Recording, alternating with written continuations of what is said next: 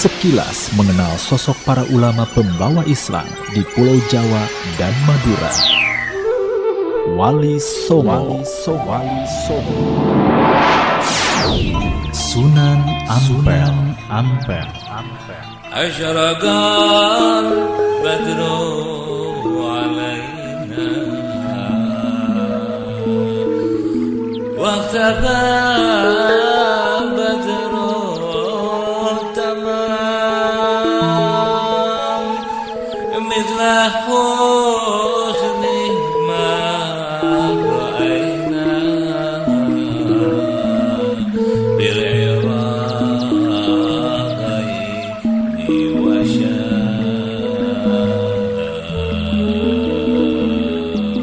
Sunan Ampel adalah salah seorang dari jajaran Wali Songo. Ia merupakan saudara sepupu dengan Maulana Malik Ibrahim di Gresik.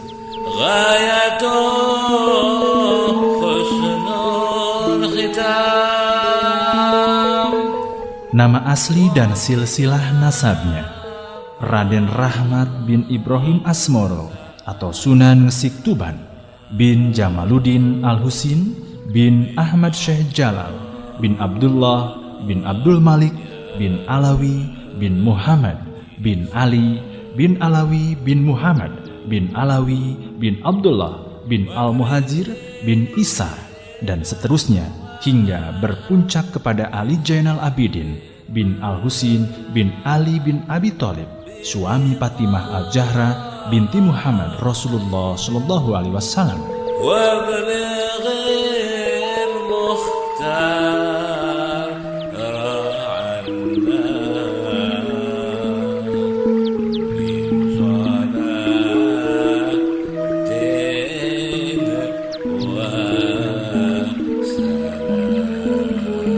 Sunan Ampel dalam upayanya mengembang luaskan pemeluk agama Islam di Pulau Jawa menyelenggarakan pondok pesantren di Ampel, Surabaya. Di sanalah ia mendidik pemuda-pemuda muslim sebagai calon-calon dai dan mubaligh yang akan menyebar ke berbagai daerah.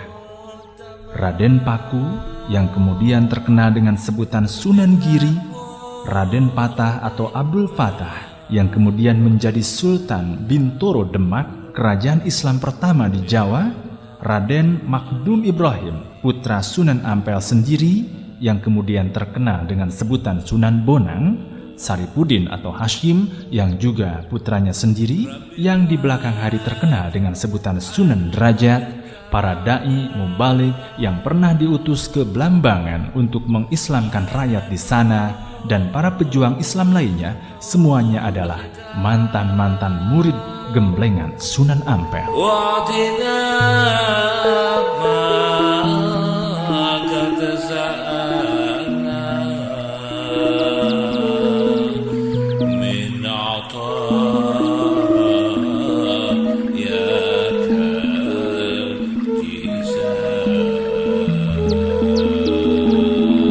Menurut catatan silsilah yang ditulis tangan oleh Sayyid Alwi bin Tahir Al-Haddad, Sunan Ampel wafat dalam tahun 940 Hijriah atau dalam tahun 1425 Masehi dan jenazahnya dimakamkan di Tuban.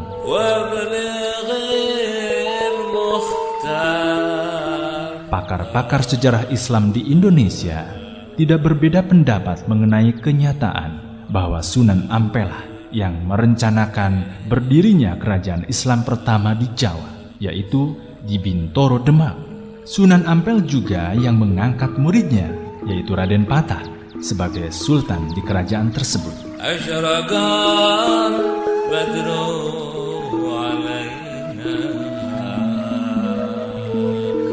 Di samping ilmu agamanya yang luas dan mendalam, ternyata Sunan Ampel pun memiliki kemampuan politik yang cukup besar.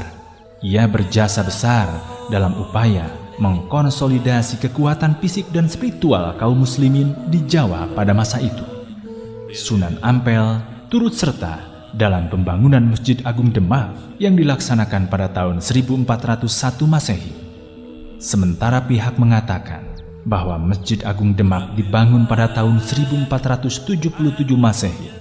Adapun berdirinya kerajaan Bintoro Demak pada tahun 1479 Masehi dapat diketahui dari Candra Sangkala atau semacam prasasti yang berbunyi Geni mati siniram jalmi, yang artinya api mati disiram orang.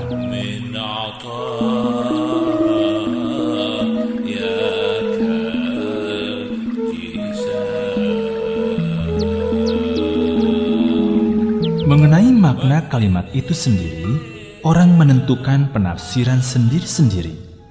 Ada yang mengatakan bahwa yang dimaksud kalimat tersebut ialah Majapahit runtuh dilanda peperangan.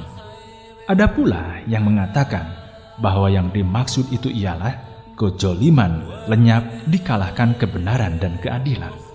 Selain itu, ada juga yang mengatakan bahwa yang dimaksud itu adalah keberhalaan runtuh dikalahkan Islam.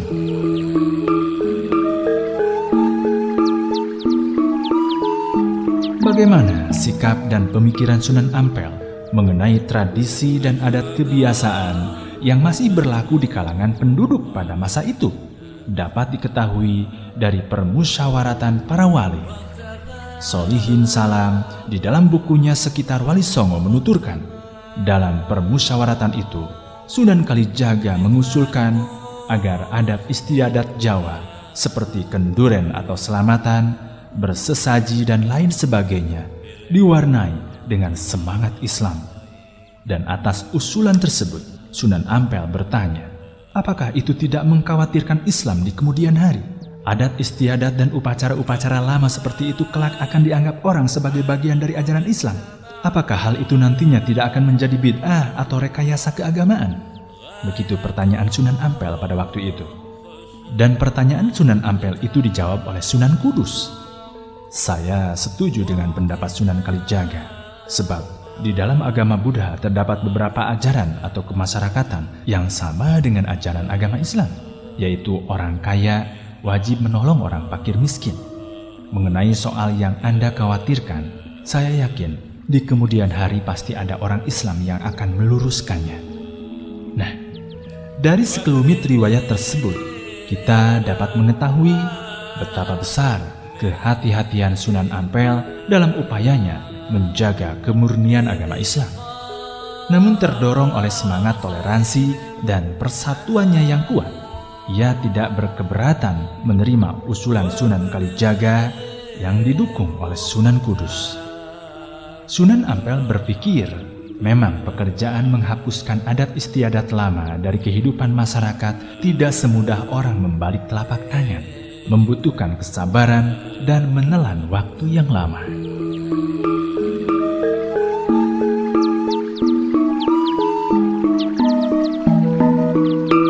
Sunan Ampel atau Raden Rahmat dilahirkan sekitar tahun 1381 Masehi di Champa, putra seorang dari raja-raja negeri itu. Mengenai nama Champa, para pakar sejarah berbeda pendapat.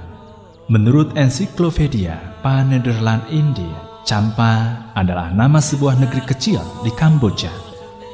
Akan tetapi, Stamford Raffles mengatakan bahwa negeri Champa bukan di Kamboja, melainkan di Aceh, Sumatera, dan yang sekarang bernama Jumpang.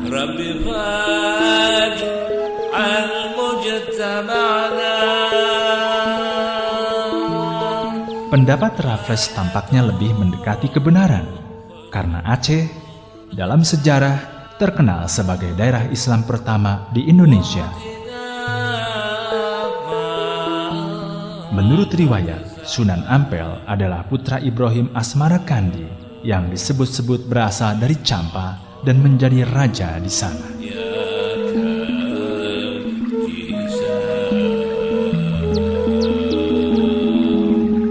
Sunan Ampel menikah dengan putri Tuban bernama Nyi Ageng Manila.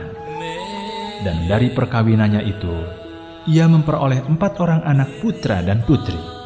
Yang pertama, seorang putri Nyi Ageng Maloka. Yang kedua, Maulana Makdum Ibrahim yang kemudian dikenal dengan Sunan Bonang. Yang ketiga, Sarifuddin atau Hasim yang kemudian terkenal dengan Sunan Derajat. Dan yang keempat, seorang putri, istri Sunan Kalijaga.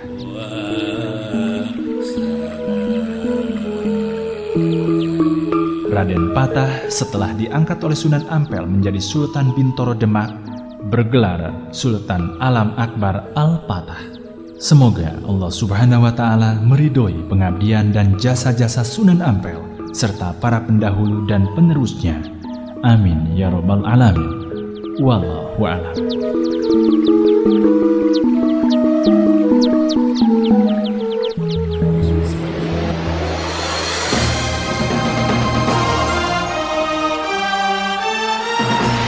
Sekilas mengenal sosok para ulama pembawa Islam di Pulau Jawa dan Madura. Wali Songo.